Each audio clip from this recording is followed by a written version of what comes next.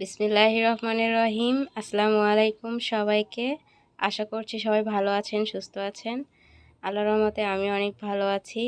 তো আশা fashion design and blogging চ্যানেলে সবাইকে স্বাগতম। আজকে নতুন আরও একটি ড্রেস নিয়ে এসেছি। এটা হচ্ছে পেছনে এক সাইড ড্রেসের মতো এবং সামনে কিছুটা ম্যাক্সির মতো। তো যারা প্রেগনেন্সিতে ম্যাক্সি পরতে চায় না তাদের জন্যই মূলত। তো চলুন দেখে আসি পুরো ভিডিওটি।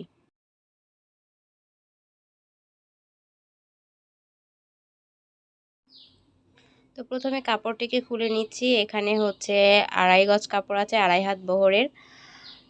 তো প্রথমেই আমি পেছন পাটটা বের করে নেব। তার জন্য পেছন পাটটা বের করার জন্য আমি যে কোনো একটি মাথা থেকে 2 ভাঁজ করে নিচ্ছি কাপড়টিকে। 2 ভাঁজ করে নেওয়ার পর উপরে পুটের জায়গাতে আমি 1/2 ইঞ্চিতে মার্ক করে নিচ্ছি। তারপরে হচ্ছে আমি 13 ইঞ্চিতে মার্ক করে নিচ্ছি। এটা কোমর লাইন বের হবে, মার্ক করে দিচ্ছি। তারপরে পুট নিয়ে নিচ্ছি 13 ইঞ্চির অর্ধেক, 6.5 ইঞ্চি, এবং এদিকেও 6.5 ইঞ্চিতে নিয়েছি। তারপরে মার্ক করে দিচ্ছি।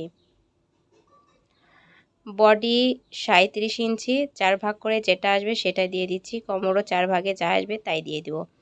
তারপরে ঝুল নিয়ে নিচ্ছি। ঝুল হচ্ছে 42 আর 2 ইঞ্চি বাড়তি নিয়েছি, নিয়ে মার্জিন করে দিচ্ছি। আর এইদিকে 2.5 ইঞ্চির মতো ওপর দিকে আমি তুলে দিব, কারণ এটা করে দিতে হবে, তা না ছাড়া কিন্তু ঝুলে আসবে সাইড থেকে। তো প্রথমে আমি কাপড়টিকে কেটে নিচ্ছি। আর এখানে আমি কোমর থেকে এখানে এরকম করে দাগ টেনে নিলাম। এই অনুসারে কাটিং করে দেব। তারপরে আমরা নিচের রাউন্ড শেপ দিয়ে দিব। এখানে হচ্ছে আয় রাখতে হবে। তো এখন আমি মোহরা কেটে নিচ্ছি। পেছন পার্টটা কেটে নেওয়া শেষ। আমি কোমরের জায়গাটা চিহ্ন করে নিলাম। তারপরে এইভাবে আমি ধরে দেখুন কিভাবে রাউন্ড শেপ দিচ্ছি। তো মাপ দিয়েও রাউন্ড শেপ দেওয়া যায়, আবার এভাবেও দেওয়া যায়, দুটোই দেখিয়ে দিলাম আপনাদের। তো পুর গলা নিয়ে নিচ্ছি 2.5 ইঞ্চি। তো 1/2 ইঞ্চি ডাউন করে দিলাম। আর এদিকেও 2.5 ইঞ্চি নিচ্ছি, নিয়ে আমি গলাটা কেটে দিচ্ছি, পেছনের গোল গলা।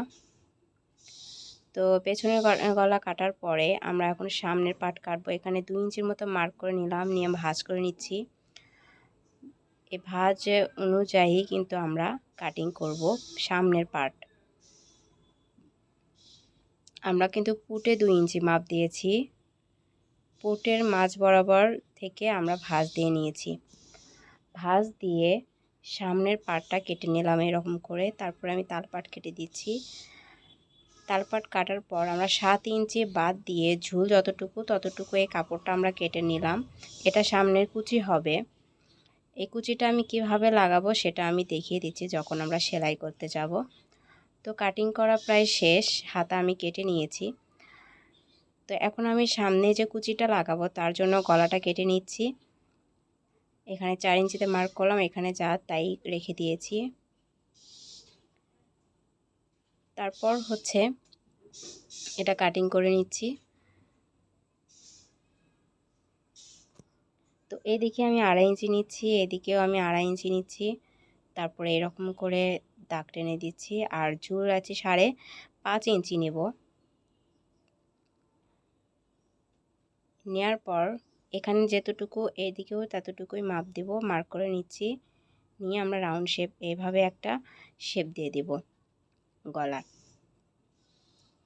তো কাটিং করে দিচ্ছি গলাটুকু। তারপরে আমরা পেস্টিংটা কাপড়ের সঙ্গে আয়রন করে নেব। তারপর আয়রন করে নিয়েছি।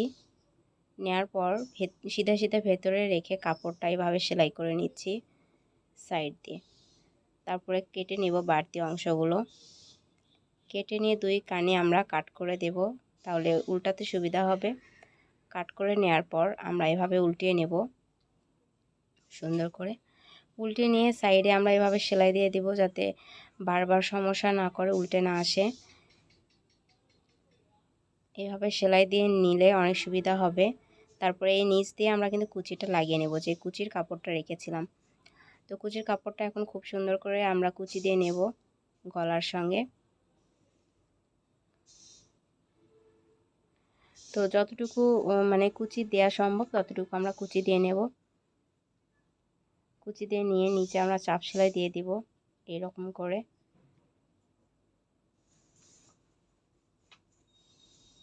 চাপ সেলাই দেওয়া হয়ে গেলে আমরা সামনের পার্টে যে দুটি পার্ট আছে সেই দুটি পার্ট দুই সাইড দিয়ে আমরা সেলাই করে দেব গলার সাথে।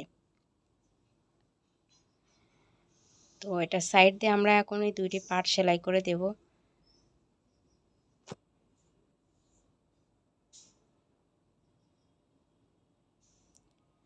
তো এরকম করে সেলাই করে নিচ্ছি।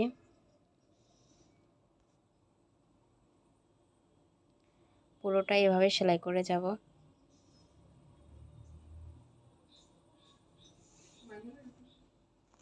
সেলাই করা হয়ে গেছে, এখন আমরা এটা পেছনের পার্টের সঙ্গে পুট জয়েন করে নেব। তো বডিটা দেখে নিচ্ছি ঠিক আছে কিনা। তো এখন আবার পুট জয়েন করে নেব পেছনের পার্টের সঙ্গে। তো দেখিয়ে দিচ্ছি সামনের কুচিগুলো কেমন হয়েছে। তো পেছনের পার্টের সঙ্গে আমি পুটটা জয়েন করে নিচ্ছি।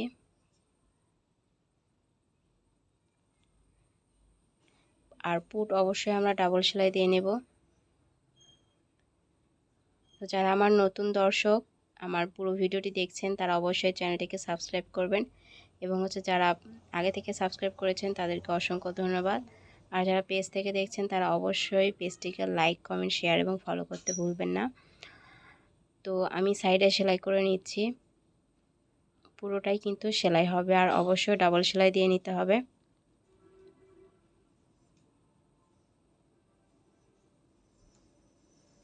সাইডে সেলাই করা হয়ে গেলে আমরা হাতা লাগিয়ে নেব। আর নিচের অংশে আমি আগে থেকে সেলাই করে নিয়েছি তাই আর দেখালাম না। তো হাতার আমি তালপাট কেটে নিচ্ছি। আর তালপাট কাটার সময় খেয়াল রাখবেন সিধা সিধা যেন ভেতরে থাকে। তারপর হাতটা আমি মাপ দিয়ে নিচ্ছি। মাপ দিয়ে নিয়ে হাতটা আগে সেলাই করে নেব সাইডে। সেলাই করা হয়ে গেলে সিধা করে নিতে হবে, হাতটি সিধা করে নিয়ে দেখতে হবে তালপাট, হাতার তালপাট এবং জামার তালপাট যেন একদিকে থাকে। তারপরে আমরা সেলাই করে নেব।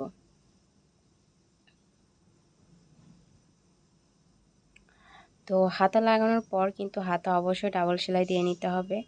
তো আশা করছি সবার কাছে অনেক ভালো লাগবে আজকের ড্রেসটি। যারা প্রেগনেন্ট তাদের জন্য তো আরও অনেক সুবিধা হবে, যারা ম্যাক্সি পরতে চায় না।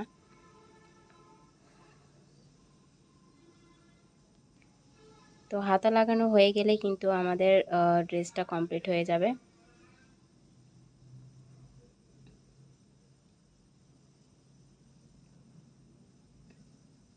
তো হাতা লাগানো হয়ে গেছে, দেখুন কেমন হয়েছে। তো আশা করছি সবাই বুঝতে পেরেছেন আমি কিভাবে ড্রেসটি কাটলাম এবং সেলাই করলাম। তো কারো মনে কোনো প্রশ্ন থাকলে অবশ্যই আমাকে কমেন্টে জানাবেন, আর অবশ্যই ভিডিওটি লাইক করবেন। আর এ পর্যন্ত সবাই ভালো থাকবেন, সুস্থ থাকবেন, আমার জন্য দোয়া করবেন। আল্লাহ হাফেজ।